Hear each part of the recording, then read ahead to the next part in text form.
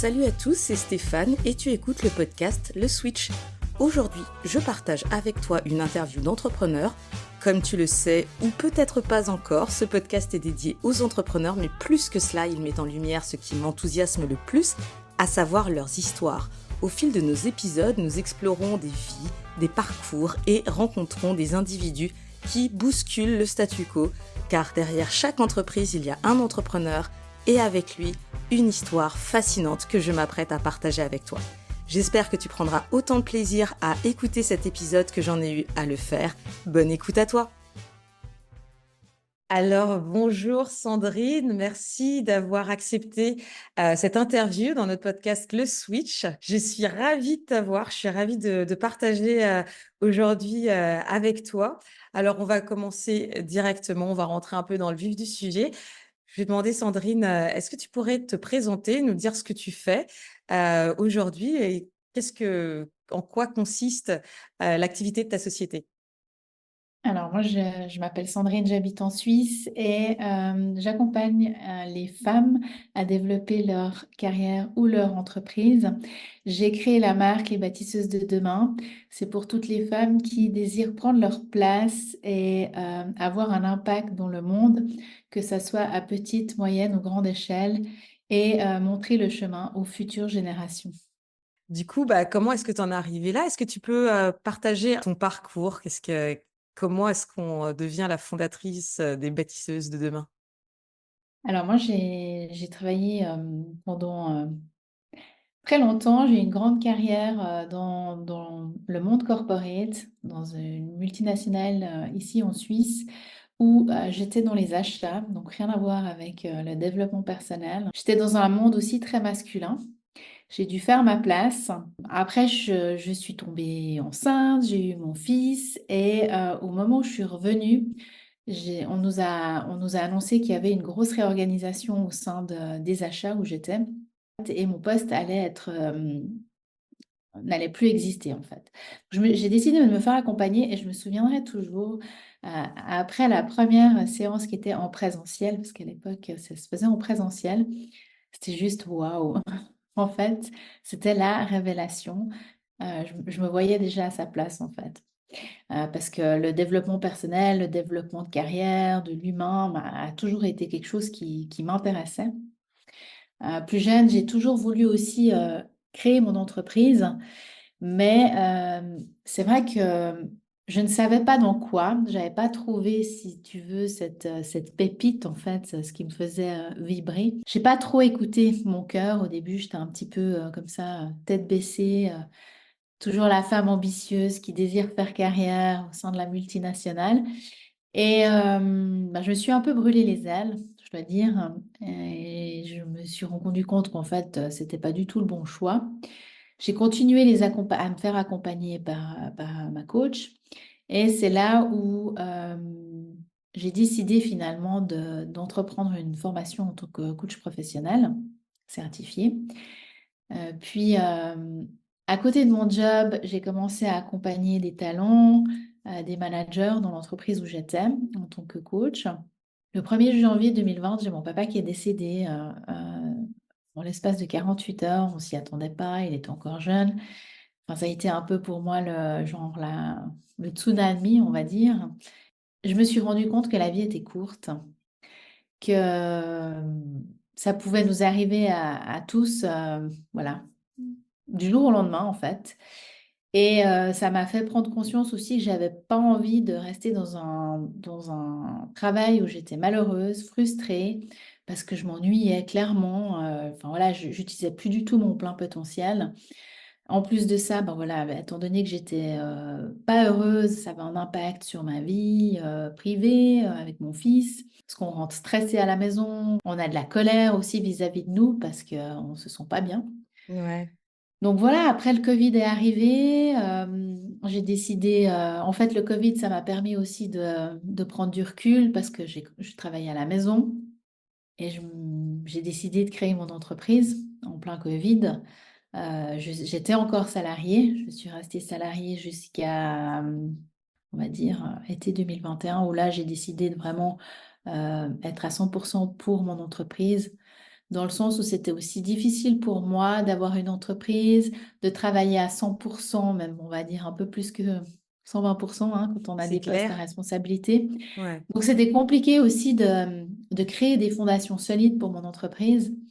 Et voilà, j'ai fait le pas de prendre mon envol à 100%. De passer de l'autre côté. Tu parlais du fait que tu avais un poste à responsabilité. Donc, toi, en fait, ce qui est intéressant dans ton parcours, c'est que toi, tu arrives du salariat, mais que tu avais, une belle carrière, une longue carrière dans une même société. Le fait que tu aies donc ce poste à responsabilité, est-ce que ça t'a servi dans le cadre de ton entreprise ou est-ce que ça a été un frein plutôt euh, pour passer le pas? Le fait que justement, tu avais déjà gravi tous les échelons, que tu étais resté aussi longtemps dans cette boîte. Ça a été, comment est-ce que ça s'est passé pour toi? Comment tu l'as ressenti? Alors, je pense que ça m'a clairement servi dans le sens où mon leadership était déjà bien présent. Voilà, j'arrive à me diriger. C'est pas la même chose d'être entrepreneur et salarié, mais quand on a un leadership déjà qui est assez fort, on est capable de... C'est plus facile en fait de se diriger dans les moments plus difficiles ou de savoir comment aussi inspirer l'authenticité, etc., etc. Donc pour moi, je pense que ça m'a clairement aidé. Ce qui m'a aidé aussi, c'est par rapport à mes compétences que j'avais avant, parce que j'étais dans les achats, mais j'étais plutôt dans la vision, dans le long terme, les stratégies, etc. Et c'est ce que je fais aussi avec mon entreprise, avec mes clientes business où clairement pour moi, ça c'est une facilité que j'ai et due par mon parcours professionnel de mes compétences d'avant. Donc ça m'aide aussi pour accompagner au mieux mes clientes. Bien sûr. C'était, quoi qu'il arrive, plus un boost qu'un frein pour passer à l'entrepreneuriat? Alors pour moi, ce qui est un boost, c'est tout ce que j'ai vécu en fait, tout ce que j'ai mis en place. C'est ça en fait que j'amène à mes clientes. Hmm. Donc c'est un peu mon parcours, c'est les compétences que j'ai développées. Le frein pour moi qui a été, c'était vraiment que j'étais rentrée dans un moule. Ouais. Ce moule qu'on nous demande finalement, des codes qu'on nous demande aussi dans le monde corporate, d'être bien gentil, de pas trop sortir des cases. La femme doit quand même jouer un peu des coudes pour évoluer au sein de sa carrière. Hein, c'est quand même pas, c'est pas facile encore de nos jours de faire une carrière quand on est des femmes. Donc, en fait, moi, je m'étais complètement oubliée. Hmm. Je savais plus qui j'étais.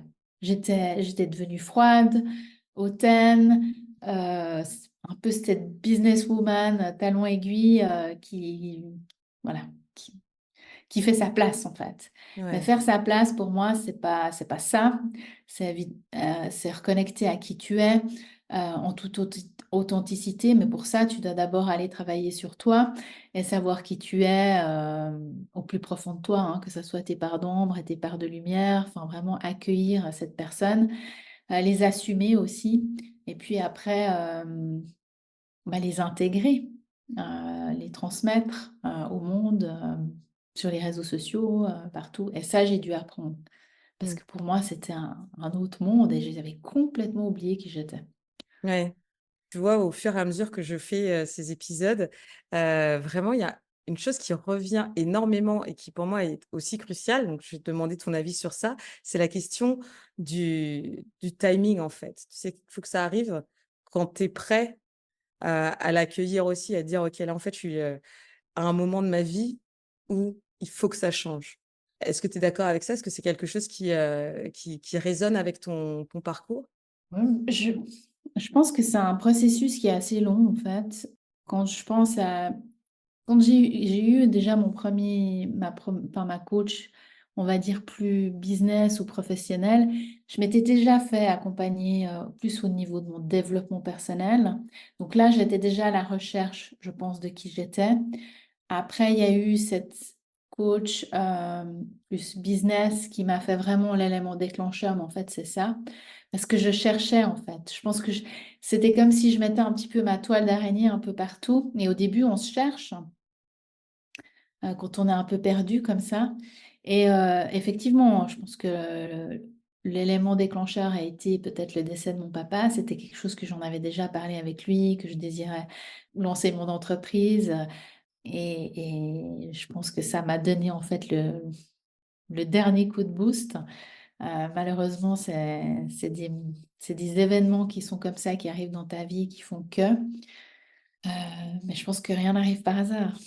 C'est sûr, c'est sûr. Et du coup, là, justement, dans ce dont on parle, autre chose qui est très spécifique à ton parcours, c'est l'offre que tu proposes. Parce que ça résonne un peu avec ce que tu as commencé par dire au tout début. Tu as toujours voulu monter ta boîte, mais tu savais pas quoi. Et comme tu disais, le processus, du coup, on voit bien qu'il a été long, qu'il t'a fallu, y réfléchir, être, avoir tous ces passages qui arrivent. Et du coup, ta proposition, elle est quand même, aussi, assez in assez intéressante parce qu'elle est quand même, assez engagée, je trouve. Donc moi, ce que je me demande, c'est comment est-ce que ou qu'est-ce qui t'a amené à choisir spécifiquement, cette activité en termes d'accompagnement, d'aller vers les femmes, vers les bâtisseuses? Pour moi, je pense que quand on est une leader, c'est à nous de prendre les choses en main. C'est pas en restant finalement les doigts croisés, en étant spectatrice que les choses vont changer. Je pense que ça m'anime énormément, profondément, au plus profond de moi, parce que j'ai vécu aussi euh, dans le monde corporate, mais la femme, elle a vraiment besoin de prendre sa place. Enfin, elle a besoin. Voilà, c'est pas pour rien qu'il y a la journée de la femme. C'est pas pour rien que c'est des sujets qu'on parle quotidiennement. La femme ne prend pas encore sa place réellement. Je le vois autant par des femmes qui sont dans le salariat et autant des femmes qui sont entrepreneurs qui n'osent pas encore assez prendre leur place euh, et, euh, et qui ont envie de faire des changements concrets. Donc, en tant que leader, c'est à nous finalement de prendre notre place, c'est à nous de faire ces changements-là. Et c'est pour ça que je parle de bâtisseuse de demain, parce que c'est faire le chemin avant les futures générations. Nos mères, nos grands-mères l'ont fait pour le droit de vote, pour plein de choses, la pilule. Et nous, ben, notre génération, c'est à nous finalement de continuer le chemin qu'elles ont fait. Il y a plein de femmes qui le font déjà, mais pour moi, c'est aussi une de mes causes qui me porte à cœur. Et voilà, et c'est pour toutes ces femmes-là qui ont aussi envie de contribuer pour le monde de demain, mais qui désirent prendre encore plus leur place parce que, il y a peut-être un manque de confiance en elles ou bien un sentiment d'illégitimité. Et c'est amener ce mouvement-là des bâtisseuses de demain. Complètement. Et du coup, la raison pour laquelle, je trouvais que c'était intéressant déjà comme type d'entreprise, aussi et de proposition, c'est que tu entreprends pour une cause en fait, qui est assez, qui est assez prégnante, surtout, dans la période dans laquelle on vit, où du coup c'est vraiment, la machine a commencé et tu es vraiment dans cette mouvance-là. Et la question, qui me vient, là, aujourd'hui, par rapport à ce que tu as lancé, par rapport à ce que tu fais, pour toi, quelle est ta plus grande victoire? Ouais, il y en a plusieurs, mais je dirais dernièrement que j'ai été justement parler de cette problématique à la radio en Suisse, de la place de la femme ouais, au niveau de sa carrière. Et je pense que c'est, on va dire, ma dernière victoire dernièrement. Et puis je pense que ma victoire, c'est finalement d'avoir créé mon entreprise, d'avoir suivi mon cœur et de pouvoir accompagner des femmes dans ce sens-là. Et voilà, que de les voir s'épanouir, d'être heureuse et tout ça. Ça prend en effet sens. Et pour toi, de façon générale, comment est-ce que tu décrirais l'entrepreneuriat? Ça représente quoi l'entrepreneuriat pour toi? Alors, ça signifie plusieurs choses. Ça signifie la liberté, d'être libre, mais dans plusieurs sens, d'être libre de tes actes. Donc, enfin, t'as pas un boss qui est au-dessus de toi. Donc, c'est vraiment toi la boss finalement. et d'avoir la liberté de pouvoir aussi ajuster tes journées comme tu le désires. Ça représente pouvoir se développer, utiliser tout son potentiel, sa créativité, innover, être visionnaire, justement changer les choses. Voilà, ça représente des choses aussi un peu parfois moins cool, mais ça, je pense que ça fait partie du jeu. Je pense que c'est un chemin de vie aussi, l'entrepreneuriat. C'est un développement personnel en soi. Complètement. Et du coup, si, quand tu parles des choses un peu moins cool qui font partie de l'entrepreneuriat, qu'est-ce que tu aurais aimé savoir avant de te lancer? Parfois, en tout cas au début, parce qu'au début on regarde quand même pas mal de choses, qu'est-ce qui se passe sur les réseaux sociaux, et cetera. Et je pense que, surtout s'écouter en fait. Personne n'a la vérité pour nous, pour ce qui est bon pour nous, ce qui est bon pour notre entreprise. On a les propres clés à l'intérieur de nous. Après, ben, c'est clair que moi, je me suis formée, je me suis fait accompagner continuellement, mais je pense toujours ramener à soi. Et au début, quand on se lance, on a tendance à prendre parfois des conseils comme ça qui sont peut-être pas forcément justifiés pour nous. Oui, c'est vrai. Et puis, on le sait pas nécessairement, à ce moment-là et du coup, patatras. Ah, ça fait partie des expériences du chemin entrepreneurial. S'il y avait une chose que tu voudrais que les personnes se souviennent, en termes de par rapport à cet, entretien qu'on a eu, par rapport à ton parcours, s'il y avait quelque chose que tu voulais partager avec les personnes qui l'écoutent, qu'est-ce que ce serait?